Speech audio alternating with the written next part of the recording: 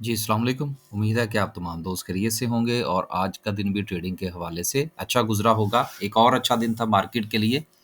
1000 points market ने जो है वो ऐड किए। मार्केट का हाई बहुत अच्छा था, लेकिन जिस तरह से कि मार्केट परफ़ॉर्म कर रही है कि 2 दिन अगर या 3 दिन अगर मार्केट अच्छा चलती है, तो उसके बाद जो है वो हमें मार्केट में सेलिंग प्रेशर देखने को मिलता है। और दूसरी बड़ी वजह ये है कि इस वक़्त चूँकि मार्केट जो है वो साइडवेज़ ज़ोन के अंदर ट्रेड हो रही है, तो जिसकी बुनियाद पर जैसे ही मार्केट में कुछ पॉइंट्स ऐड होते हैं या आपको शेयर्स की प्राइसेज़ जो हैं वो कुछ थोड़ा-सा बेहतर होती हुई महसूस होती हैं, तो उसके बाद फ़ौरन आपको उसमें सेलिंग प्रेशर देखने को मिलता है। ये असल में फ़र्क होता है। मैं यहाँ पर थोड़ा-सा अगर इसको एक्सप्लेन कर पाऊँ, ये फ़र्क होता है एक ट्रेंडिंग मार्केट में और एक साइडवेज़ मार्केट में। ये सबसे बड़ा फ़र्क होता है कि साइडवेज़ में जैसे ही जो है वो मार्केट या शेयर जो है वो आपका रेज़िस्टेंस के करीब पहुँचता है तो फ़ौरन चूँकि साइडवेज़ है ना, थोड़ा-सा यकीन नहीं है इस हवाले से कि मार्केट पता नहीं इस लेवल से ऊपर जाती है या नहीं जाती, क्योंकि पहले मार्केट कई मर्तबा इस लेवल से नीचे आ चुकी है, सेलिंग प्रेशर आ चुका है। तो आज भी अगर आप देखें तो मार्केट का हाई जो है, उसको अगर आप मार्केट की क्लोजिंग के साथ कंपेयर करें, तो लगभग कोई 1000 पॉइंट्स का फ़र्क है। क्लोजिंग जो है वो 1,14,255 पर है और हाई जो है वो 1,15,106 का है। तो चलें अगर हम 106 और इसको 255 की बजाय अगर हम सेम ही कंसीडर कर लें, तो 1000 पॉइंट्स का जो है वो सेलिंग प्रेशर आपको ऑलरेडी मार्केट में नज़र आ रहा है। ये इस बात की निशानदेही है कि इस वक़्त जो मार्केट की जो सिचुएशन है वो साइडवेज़ है और मार्केट जैसे ही किसी रेजिस्टेंस के पास पहुँचेगी, सेलिंग प्रेशर देखने को मिलेगा जब तक एक अच्छे वॉल्यूम के साथ वो रेजिस्टेंस ब्रेक नहीं होती। तो ये चीज़ें जो है वो ये इसी तरह से चलेंगी। बाकी जो है वो इंशाल्लाह आगे चल के हम डिस्कस करते हैं क्या सिचुएशन है। लेकिन आपने जैसा कि थंबनेल के ऊपर देख लिया होगा कि मसनूई तेज़ी है, इसके हवाले से इंशाल्लाह मैं कोशिश करूँगा कि जिस वक़्त हम लोग कैंडलस्टिक को डिस्कस करें, तो फिर इस पर हम थोड़ी-सी बात करें, अगर मैं भूल ना गया तो। आगे चलते हैं जी और सर्किट ब्रेकर की बात करते हैं, आज क्या सिचुएशन रही। आज जनाब माशाल्लाह से 18 कंपनीज़ जो हैं वो अपर कैप में हैं, जिसमें हमें अगर देखा जाए तो कोई काबिल ज़िक्र कंपनी जो है, वो मैं देखने की कोशिश कर रहा हूँ। मीरपुर ख़ास तो ख़ैर हमें नज़र आ रही है, लेकिन इसके अलावा गदून है, आईजीआईएल है, इसके अलावा नेशनल बैंक ऑफ पाकिस्तान है। आज बैंकिंग डे था क्योंकि वजह ये है, बैंक्स के जो रिज़ल्ट्स आए हैं वो आउटस्टैंडिंग हैं। अब एक चीज़ मैं जो कि गुज़िश्ता काफ़ी अरसे से डिस्कस करता आ रहा हूँ, आज भी आपको जो है वो रिमाइंडर दे देता हूँ। अभी इसमें बैंकिंग सेक्टर का जो एक्सचेंज कंपनीज़ का जो प्रॉफ़िट है वो शामिल नहीं है। अभी तो वो काम शुरू हुआ है ना, वो तो अभी आएगा तो पता चलेगा कि क्या सूरत-ए-हाल बनती है। वो तो नया-नया बिज़नेस आप कह लीजिए ना। तो इसलिए अभी वो चीज़ें जो हैं वो शामिल होना बाकी हैं। इसलिए आपने उन चीज़ों को ज़रूर कंसीडर करना है। लोअर कैप की बात करें तो लोअर कैप में कुछ नहीं है। बिल्कुल जो है वो सफाया हुआ हुआ है लोअर कैप के अंदर। सेक्टर वाइज़ बात करते हैं, आज बैंकिंग सेक्टर ने लीड किया 704 पॉइंट्स, सीमेंट ने लीड किया थोड़ा-सा 266 पॉइंट्स, ऑटोमोबाइल्स ने थोड़े से पॉइंट्स डाले, फिर उसके साथ दीगर जो हैं वो हमें मार्केट के अंदर थोड़ी-सी बेहतरी जो है वो आती हुई महसूस हुई। देखिए यहाँ पर स्टील सेक्टर के हवाले से काफ़ी सारे जो है वो कुछ आगे 1-2 खबरें भी हैं, चलिए उनके साथ इनको डिस्कस कर लेंगे। आगे चलते हैं मज़ीद और ये लास्ट पे डिस्कस करते हैं। पहली खबर स्टील के हवाले से जो मैं बात करने लगा था कि अगर हम आईएनआईएल की बात कर लें और क्रेसेंट स्टील की बात कर लें, देखिए दोनों का टाइप ऑफ बिज़नेस थोड़ा डिफरेंट है। इसी तरह से आगा स्टील का डिफरेंट है। मुगल वालों का जो है वो भी थोड़ा डिफरेंट है। वो भी मेरा ख़्याल है मैंने यहाँ पर निकाला था, अगर कहीं इधर-उधर ना हो गया हुआ, तो मुगल वालों का जो था वो भी कुछ मामलात कोई इतने अच्छे नहीं हैं। बेसिकली स्टील सेक्टर के हवाले से देखें, अब इस तरह क्रेसेंट वाले हैं, ये पाइप्स बनाते हैं। अब जब तक कोई बड़ा प्रोजेक्ट जो है वो पाइपलाइन में नहीं आएगा, इनको बहुत बड़े ऑर्डर्स नहीं मिलेंगे, तब तक इनकी प्रॉफ़िटेबिलिटी में कैसे इज़ाफ़ा होगा?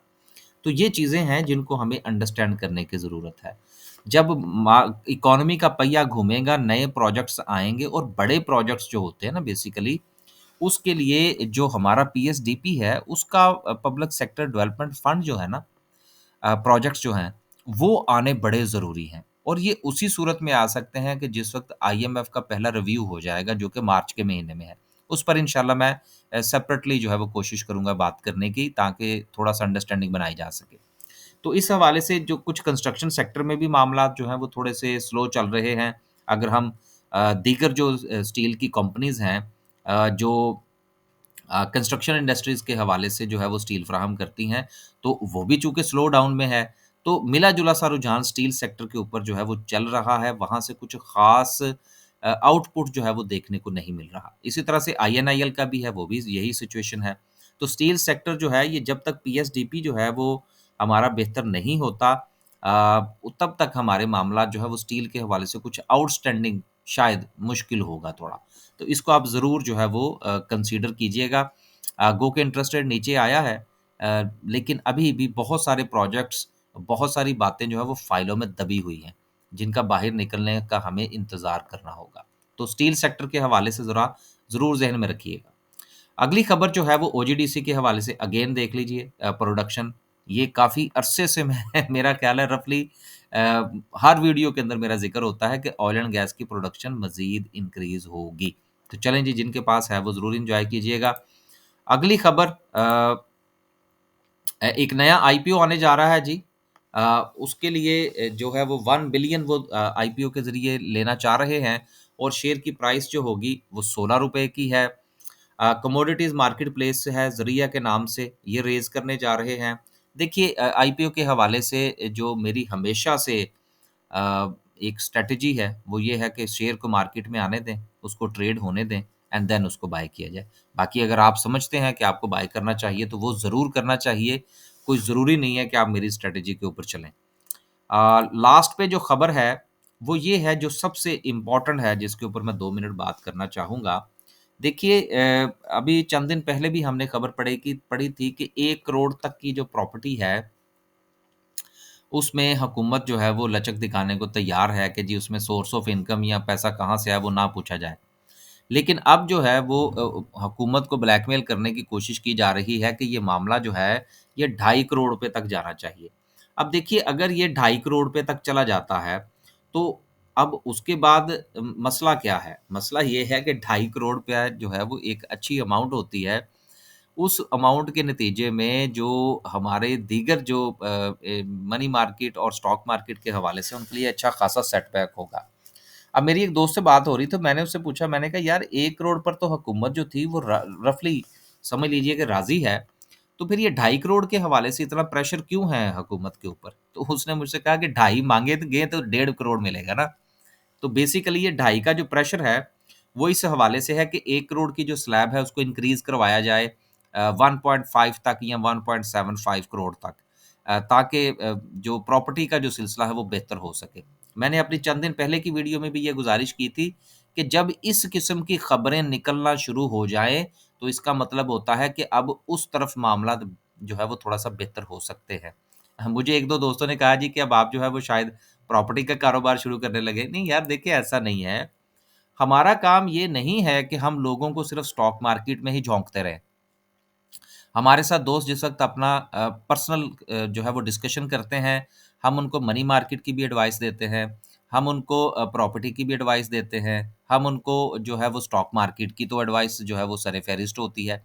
बेसिकली ये सारे जो मामलात हैं, इसका मकसद ये होता है कि किसी भी क्लाइंट की जो रिक्वायरमेंट है या उसके लिए जो चीज़ बेहतर हो सकती है लम्हा मौजूद के अंदर, उसके हवाले से उसको जो है वो बात की जाए उसके साथ ताकि वो अपना पैसा किसी अच्छी जगह पर लगा सके, जहाँ से उसको अच्छा रिटर्न मिल सके।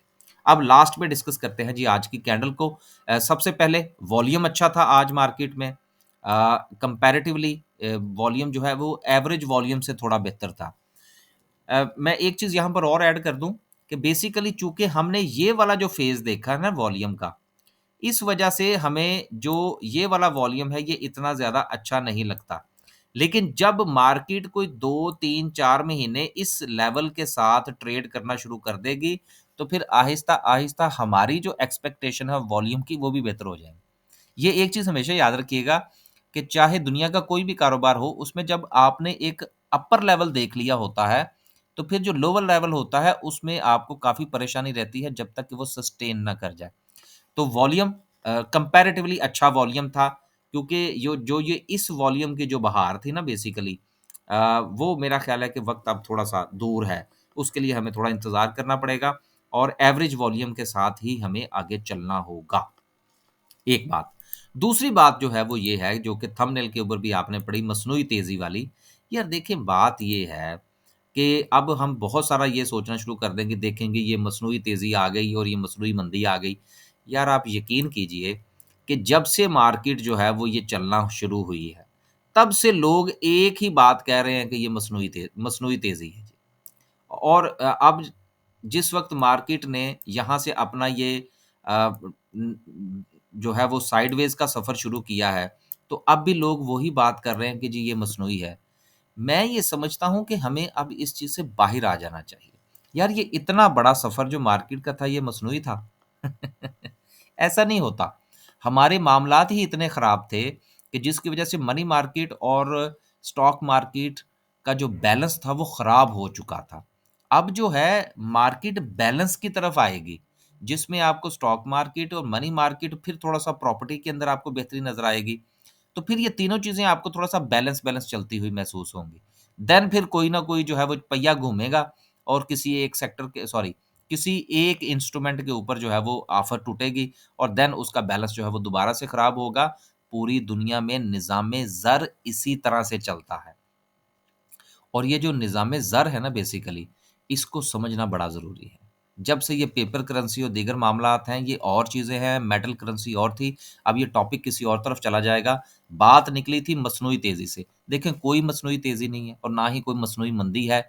ये ज़ोन होते हैं मार्केट के। पहला जो यहाँ से लेकर यहाँ तक का ज़ोन था, ये जो ज़ोन था मार्केट का, ये आपका अप ट्रेंड था। इस वक़्त जो है, वो मार्केट आपकी साइडवेज़ में है, सिंपल सी बात है। ये साइडवेज़ का सेस जो इस वक़्त ज़ोन चल रहा है, इससे पहले जो है वो आपने अप ट्रेंड देखा है। लिहाज़ा ट्रेंड होता है, अप ट्रेंड, साइडवेज़। आगे मैं कुछ कहना नहीं चाहता। अब लास्ट में डिस्कस करते हैं जी आज की कैंडल को। वैसे बड़े लोग हैं जो मेरी हँसी से ना माइंड करते हैं, कहते हैं जी आप जो है ना वो हँसते बहुत हैं। भाई मैं जो है वो इस कारोबार में हूँ ही सिर्फ़ इसलिए, सर्वाइव इसलिए कर गया हूँ कि मैं हँसता रहता हूँ। नहीं तो आपको पता है, आप लोग तो जिस वक़्त मार्केट में से 2000 पॉइंट निकल जाएँ, आप लोग तो घर में खाना नहीं खाते उस दिन। और ये भी हो सकता है घर में आप किसी से लड़े भी। ईज़ी रहा करें, ईज़ी रहेंगे, डिसीज़न अच्छा होगा। आगे चलते हैं जी और सपोर्ट और रेजिस्टेंस की बात करते हैं।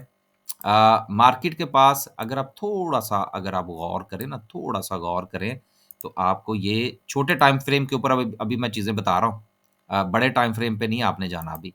ये देखिए, ये चीज़ आपको नज़र आ रही है एक छोटी-सी? ये सिंपल सी बात है कि इस वक़्त मार्केट जो है, अगर आज इसको ब्रेक कर जाती, तो यकीनन हमें मार्केट में तेज़ी जो है वो कुछ ज़्यादा अच्छे तरीके से आती हुई नज़र आती। ये छोटी-छोटी सी चीज़ें आपने देखनी है।